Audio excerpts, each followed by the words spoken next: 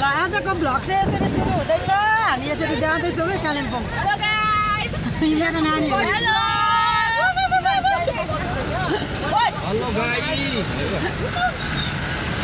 हेर्दै गर्नु होला साथीभाइ हो आजको दिनको अपडेटहरू है हामी चाहिँ आज एनजिओको नानीहरूलाई लगेर जाँदैछौँ कालिम्पोङ यहाँनिर मेरो नानीहरूलाई एभ्रिवान टेक केयर यहाँ ड्राइभर भाइ हाम्रो एकदम केयर गरेर आजको छोटो यात्रा भए पनि सबैजनालाई केयर गरेर तपाईँले चाहिँ अब चाहिँ हामी कालिम्पोङ पसिसकेका छौँ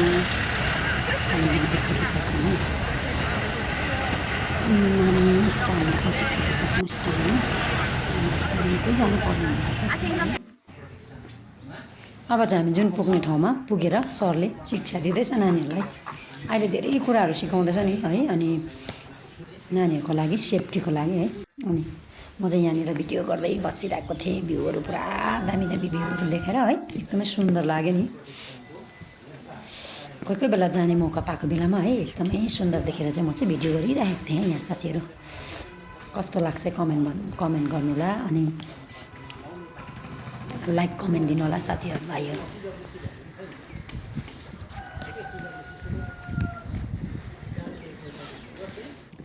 भिडियो गरिरहेको एकदमै सुन्दर माथि बिल्डिङबाट कस्तो दामी देखेको छ है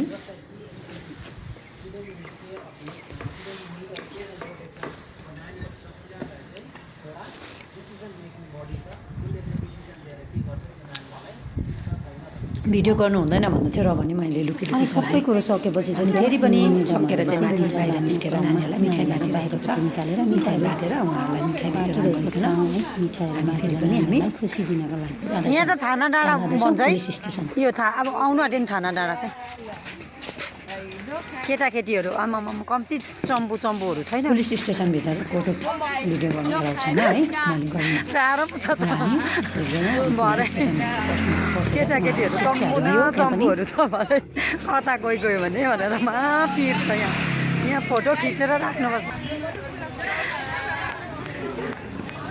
समीक्षा खोइ समीक्षा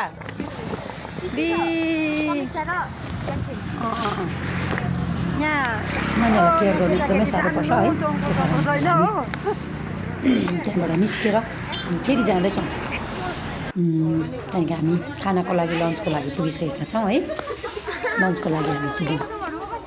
8 बजीमा पुगेका छौँ है साथीभाइ होटेल सुत भन्ने भित्र पसिरहेको छ अनि यहाँनिर यहाँ खेल्ने जग्गाहरू रहेछ साथीहरू नानीहरूलाई हो अनि गार्डनिङहरू एकदमै सुन्दर जग्गा हो अनि राम्रो रहेछ यहाँ हाम्रो केटीहरू पर छ अनि परबाट कालिम्पोङ पनि यसरी देखिरहेको छ पर है एकदमै राम्रो रमाइलो अनि म पनि यहाँनिर छु है साथीभाइ हो है अनि मेरो ब्याट्री पनि खत्तम हुँदैछ भिडियो गर्नु पनि नपाउने रहेछ हो अनि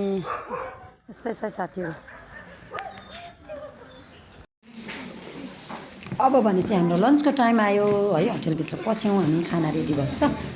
अनि फर्स्टमा चाहिँ हामी सुपहरू खाँदैछौँ सबैजना नानीहरूसँग यसरी आफ्नो आफ्नो ठाउँमा बसेर हेरिरहेका छौँ साथीभाइ कहिलेकाहीँ नानीहरूसँग पनि इन्जोय लिनु पर्दो रहेछ है र हेर्दै गर्नु होला हाम्रो यो भिडियो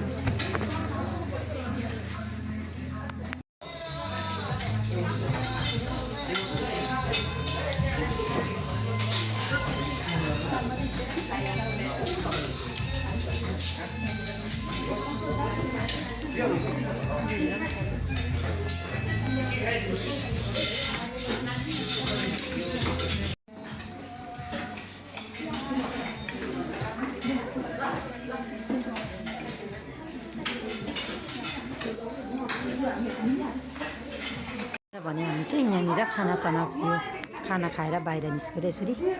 बसिराखेका छौँ है अनि यहाँनिर बसिरहेका छौँ अब हामी निस्केर चाहिँ फेरि 8 माइलतिर जानुपर्ने भन्ने छ राम्रो छ रमाइलो अनि खाना खाए पश्चात चाहिँ हामी फेरि आत्मामा गयौँ। आत्मामा चाहिँ भिडियोहरू गर्नु दिँदैन रहेछ, त्यहाँदेखि 1-2 घन्टा जस्तो नानीलाई शिक्षा पाएर चाहिँ हामी फेरि फर्किँदैछौँ र मेरो ब्याट्री पनि खत्तम भयो। आजको लागि यति नै मेरो भिडियो ब्लग यति नै छ है, सकियो।